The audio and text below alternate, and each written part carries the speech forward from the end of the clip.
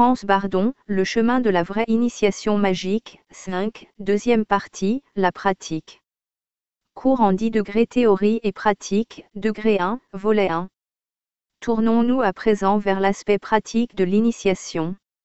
Nous ne devons jamais perdre de vue que le corps, l'âme et l'esprit doivent être formés simultanément, sans cela il ne serait pas possible d'obtenir et de maintenir l'équilibre magique.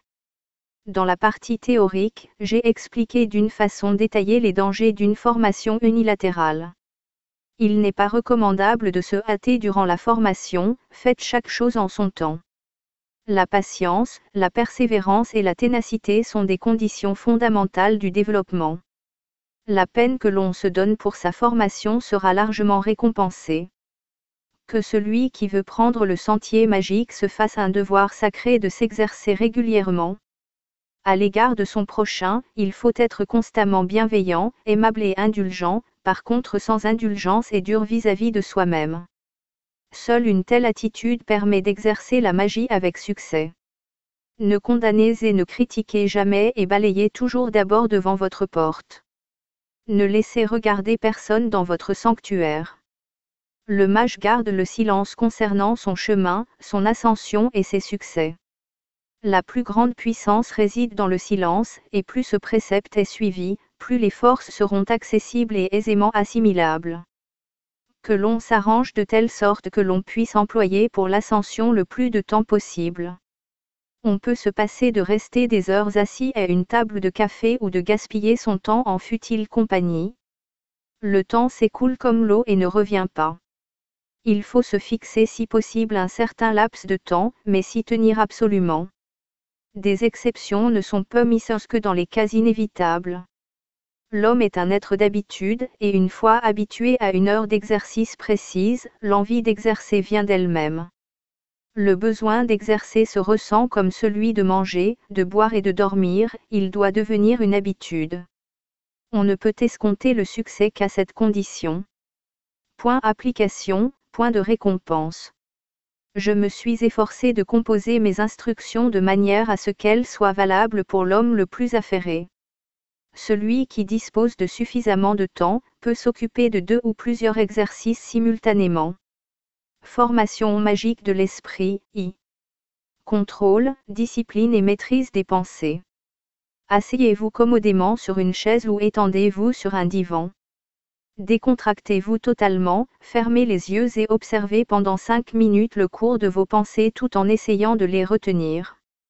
Au début, vous remarquerez que les pensées qui se précipitent sur vous concernent les choses et les affaires de la vie quotidienne, de la profession, les soucis, etc.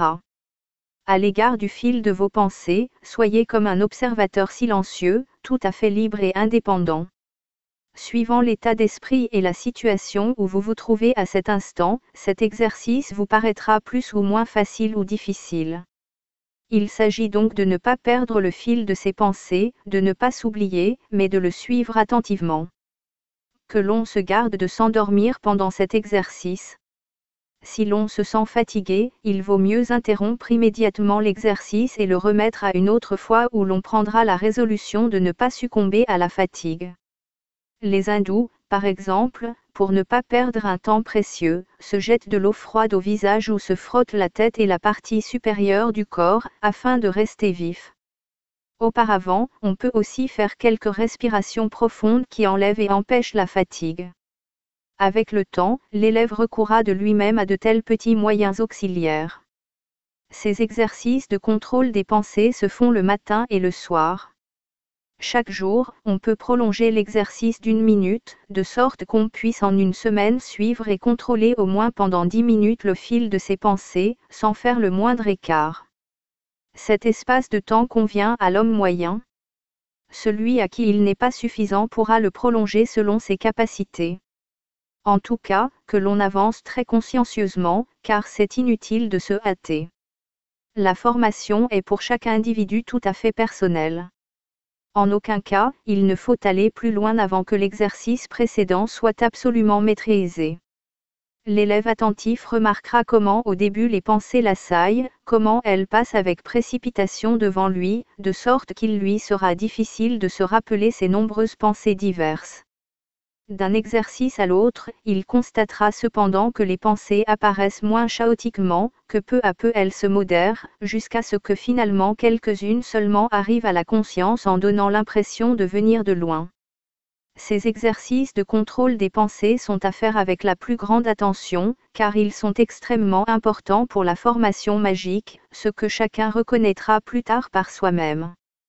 Supposez que cet exercice ait été suffisamment pratiqué et que chacun le maîtrise réellement, la prochaine formation, la formation mentale, peut suivre. Nous avons appris à contrôler nos pensées. Le prochain exercice consiste à ne pas laisser pénétrer dans notre esprit des pensées qui nous importunent d'une façon opiniâtre. Par exemple, nous devons être en mesure de ne plus nous occuper des travaux et des soucis professionnels, quand nous retournons à notre vie privée et familiale. Toutes les pensées qui ne concernent pas notre vie privée, nous devons les éliminer et pouvoir devenir immédiatement un autre homme.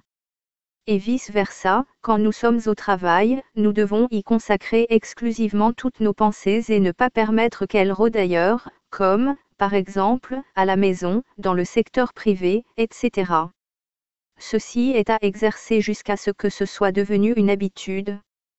Que l'on s'habitue surtout à ceci, à accomplir tout à fait consciemment tout ce que l'on fait, dans la profession comme dans la vie privée, qu'il s'agisse de choses importantes ou de bagatelles. Cet exercice est à garder toute la vie, car il aiguise l'esprit, fortifie la conscience et la mémoire. A-t-on atteint dans cet exercice une certaine aisance, on peut alors se mettre au suivant. Celui-ci consiste à retenir une seule pensée ou une seule idée un moment et à rejeter fermement les autres pensées qui l'accompagnent et qui s'imposent avec violence. Choisissez à cette intention tout à fait à discrétion un fil d'idées ou de pensées ou une représentation appropriée. Retenez cette représentation de toutes vos forces. Toutes les autres pensées qui n'ont rien à faire avec elles, vous les écartez énergiquement. Au début, vous ne réussirez que pendant quelques minutes. Vous devez arriver à retenir et à suivre avec facilité une seule pensée au moins pendant 10 minutes. Si vous avez obtenu ce résultat, vous êtes mûr pour un autre exercice. Nous voulons donc apprendre dans celui-ci à produire le vide mental. Étendez-vous commodément sur un sofa, un lit ou asseyez-vous dans un fauteuil et décontractez-vous entièrement. Fermez les yeux. Toute pensée qui fond sur vous, rejetez-la énergiquement. Rien ne doit se présenter à votre esprit, seul le vide absolu doit régner. Cet état de vacuité, vous le maintenez sans dévier et sans vous oublier. Au début, vous ne parviendrez à réaliser cet exercice que pendant quelques secondes, mais en le répétant souvent, vous réussirez de mieux en mieux. Le but de l'exercice est atteint, si vous pouvez demeurer 10 minutes dans cet état, sans vous oublier ou même vous endormir. Vos succès, vos échecs, la durée de l'exercice, notez-les soigneusement dans votre journal magique. Plus de détails à ce sujet dans la formation Mag de l'âme. Il sert à votre propre contrôle de l'ascension. Plus vous procédez, ce faisant, consciencieusement, plus les prochains exercices pourront être effectués aisément et avec succès. Établissez un plan de travail exact pour le jour suivant ou la semaine prochaine. Pratiquez surtout l'autocritique. Formation magique de l'âme, I. Introspection ou connaissance de soi. Dans notre demeure, par ce terme nous entendons notre corps et notre âme, nous devons nous trouver bien à chaque instant. Par conséquent, notre première tâche est de se connaître soi-même. Tout système d'initiation, de quelque sorte que ce soit, pose cette condition. Sans connaissance de soi, il n'y a pas de vraie ascension. Les premiers jours de l'éducation de l'âme, nous voulons nous occuper de la partie pratique de l'introspection. Établissez un journal magique et notez tous les mauvais côtés de votre âme. Ce journal ne doit servir qu'à votre usage personnel et il ne doit être montré à personne. Il est pour vous un livre de contrôle. Soyez dur et sévère envers vous-même durant l'examen de vos fautes, de vos habitudes, de vos passions, de vos penchants et des autres les aspects de votre caractère. Soyez sans indulgence envers vous-même et n'embellissez pas vos fautes et vos défauts. Méditez et réfléchissez sur vous-même, transportez-vous dans différentes situations de votre passé, remémorez-vous votre comportement, vos fautes, vos besoins dans telle ou telle situation. Notez tous vos vices jusque dans les nuances et les variations les plus subtiles. Plus vous en découvrez, mieux c'est. Rien ne doit rester caché, dissimulé, aussi grossière ou subtile que puissent être les fautes et les vices. Des élèves particulièrement doués pouvaient découvrir des centaines de fautes dans les nuances les plus subtiles. Ces élèves pratiquaient une bonne méditation et une profonde introspection. Lavez votre âme parfaitement, nettoyez-la de toute souillure. Cette analyse personnelle est un des plus importants exercices magiques préparatoires. Beaucoup de systèmes occultes la négligent, c'est pourquoi ils n'ont que peu de succès. Cet exercice spirituel préliminaire est ce qu'il y a de plus important pour parvenir à l'équilibre magique, sans lequel une ascension régulière est impensable. Que l'on consacre donc constamment à l'autocritique quelques minutes le matin et le soir. Si vous disposez durant la journée de quelques moments de temps libre, utilisez-les à réfléchir intensivement à un éventuel oubli de quelques fautes qui se dissimuleraient, et si vous en découvrez, notez-les immédiatement, afin qu'aucune ne soit oubliée. Ou que vous vous surpreniez en faute, n'hésitez pas, prenez en note tout de suite. Si vous ne réussissez pas en une semaine à découvrir toutes vos fautes, consacrez à ces recherches la semaine suivante, jusqu'à ce que votre registre de péchés soit définitivement établi. Si vous y êtes parvenu en une semaine ou deux, passez à un autre exercice. Essayez, en réfléchissant profondément, à attribuer chaque faute à un des 4 éléments. Dans votre journal, réservez à chaque élément une rubrique, dans laquelle vous inscrivez vos fautes.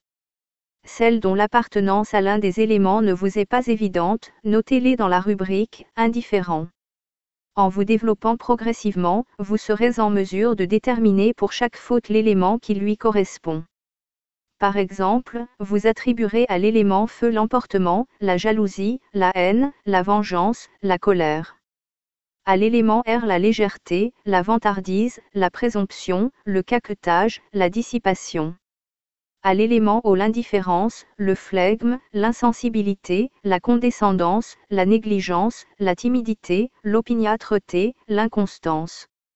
Et à l'élément terre la paresse, la déloyauté, la lourdeur, la mélancolie, l'irrégularité. La semaine suivante, méditez chaque rubrique et divisez chacune d'elles en 3 groupes. Dans le premier, vous mettez les fautes les plus grossières qui vous influencent le plus et qui se manifestent à la première opportunité ou pour le plus petit motif. Dans le deuxième groupe viennent les fautes qui apparaissent moins souvent et avec moins de vigueur.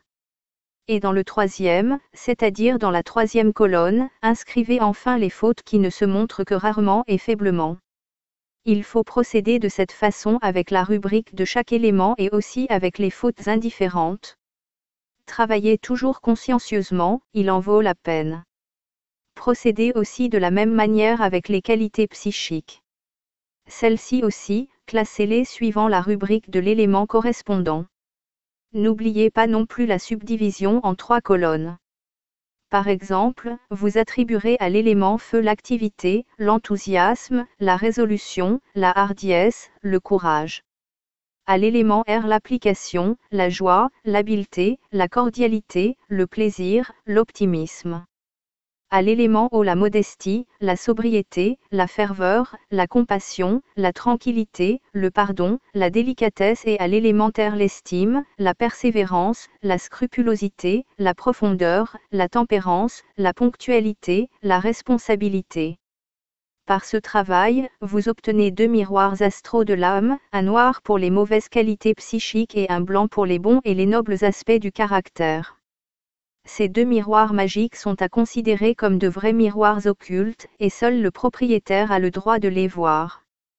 Je fais encore une fois la remarque que l'élève doit s'appliquer à établir exactement et consciencieusement ces vrais miroirs magiques. Si, au cours de la formation, une bonne ou une mauvaise qualité devait encore se manifester, il peut encore la noter dans la rubrique correspondante. Ces 2 miroirs magiques donnent au mage la possibilité de reconnaître avec assez d'exactitude dans le miroir blanc et dans le noir lequel des éléments prédominent en lui.